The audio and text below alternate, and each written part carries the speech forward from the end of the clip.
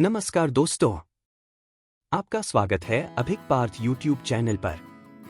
यहाँ हम लाते हैं ऐसी किताबों के सारांश जो आपकी लाइफ को बेहतर बनाने में मदद करती हैं।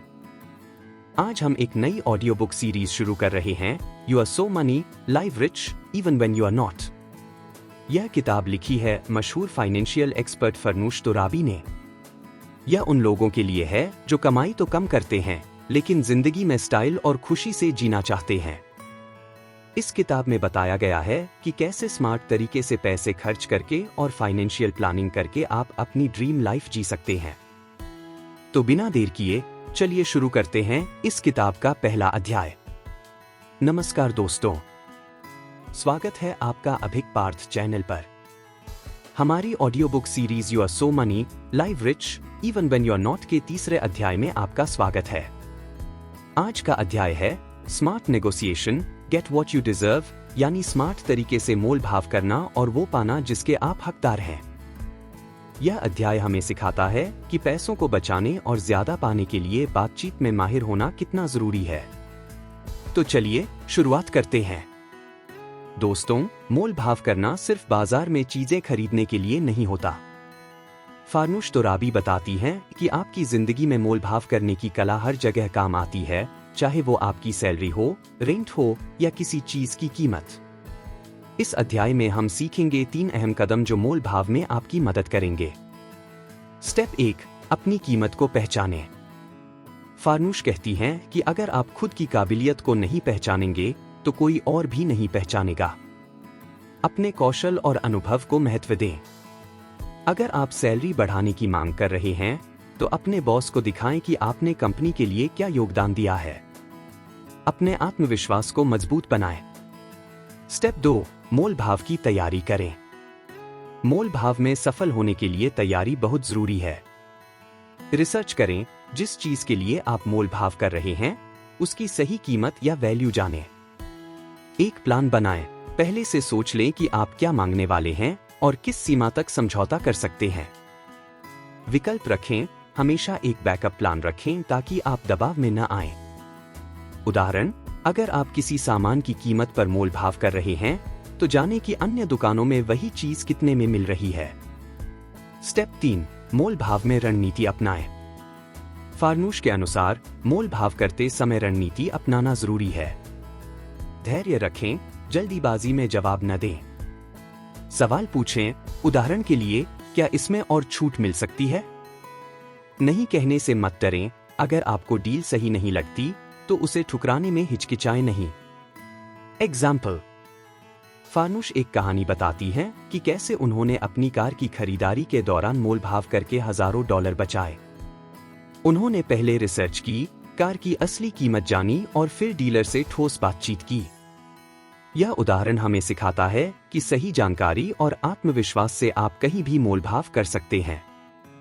की टेकअवे, मोल भाव करना एक कला है जिसे आप प्रैक्टिस के जरिए बेहतर बना सकते हैं। हमेशा अपनी कीमत पहचानें और बिना तैयारी के मोल भाव में न उतरें। अपनी बात को आत्मविश्वास के साथ रखें और सही डील पाने तक डटे रहें। तो दोस्तों, इस अध्याय में हमने सीखा कि मोल भाव की कला आपकी जिंदगी को कैसे बेहतर बना सकती है। अगले अध्याय में हम जानेंगे कि कैसे अपने पैसों को सही जगह पर इन्वेस्ट करके बड़ा फायदा उठाया जा सकता है।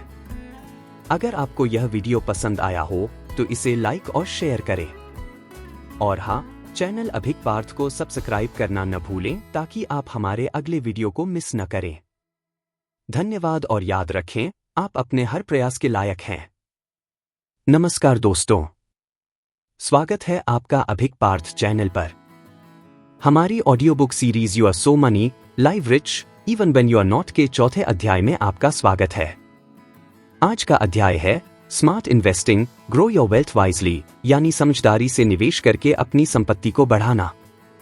यह अध्याय हमें सिखाता है कि कैसे छोटे छोटे कदमों से लंबी अवधि में बड़ी फाइनेंशियल ग्रोथ हासिल की जा सकती है। तो चलिए शुरू करते हैं।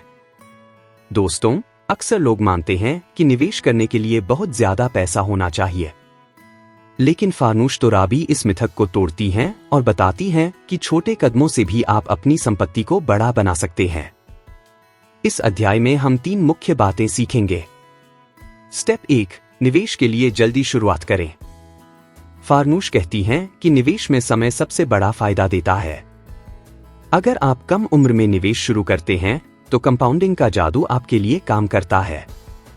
कंपाउंडिंग का मतलब है कि आपके निवेश पर मिलने वाला ब्याज भी आपको ब्याज कमा कर देता है। उदाहरण, अगर आप हर महीने 5,000 रुपए निवेश करते हैं और यह निवेश 10% की दर से बढ़ता है तो 10 साल में यह रकम 10 लाख रुपए से ज्यादा हो सकती है। स्टेप 2, अपने जोखिम रिस्क को समझें। हर निवेश के साथ जोखिम होता है, लेकिन सही जानकारी से आप इन जोखिमों को कम कर सकते हैं। शेयर बाजार, यहां लंबी अवधि में अच्छा रिटर्न मिलता है, लेकिन यह अस्थिर वॉलेटाइल हो सकता है। म्यूचुअल फंड, यह उन लोगों के लिए अच्छा है जो एक्सपर्ट द्वारा मैनेज किए गए पोर्टफोलियो में निवेश करना चाहते हैं। एफडीज और पीपीएफ, कम जोखिम वाले विकल्प जो स्थिर रिटर्न देते हैं। फारनूश सलाह देती हैं कि अपने निवेश को विविध डाइवर्सिफाइड बनाएं, यानी अपने पैसे को अलग अलग जगहों पर लगाएं ताकि जोखिम कम हो। स्टेप 3, निवेश के लिए बजट बनाएं। निवेश शुरू करने से पहले यह जरूरी है कि आप एक बजट बनाएं। सबसे पहले अपनी आय और खर्चों को समझें। अपने निवेश को मासिक खर्चों का हिस्सा बनाएं। पे योरसेल्फ फर्स्ट का नियम अपनाएं, अपनी कमाई का 20% सीधे निवेश में डालें। मिथ बस्टिंग, फारनूश कहती हैं कि कई लोग मानते हैं कि उन्हें निवेश शुरू करने के लिए बड़ी रकम चाहिए, लेकिन सच्चाई यह है कि आप छोटे छोटे निवेश से भी शुरुआत कर सकते हैं। सिप सिस्टमैटिक इन्वेस्टमेंट प्लान के जरिए आप 500 रुपए से भी निवेश शुरू कर सकते हैं। समय के साथ इसे बढ़ाएं और अपने लक्ष्यों के अनुसार फाइनेंशियल प्लानिंग करें। की टेक अवे, निवेश में जल्दी शुरुआत करें ताकि कंपाउंडिंग का पूरा फायदा मिले। अपने जोखिम और निवेश के विकल्पों को समझें। एक सटीक बजट बनाकर निवेश को अपनी आदत में शामिल करें। तो दोस्तों, इस अध्याय में हमने जाना कि समझदारी से निवेश करके अपनी संपत्ति को कैसे बढ़ाया जाए। अगले अध्याय में हम सीखेंगे कि कैसे खर्च को स्मार्ट तरीके से मैनेज करके आप और ज्यादा पैसे बचा सकते हैं।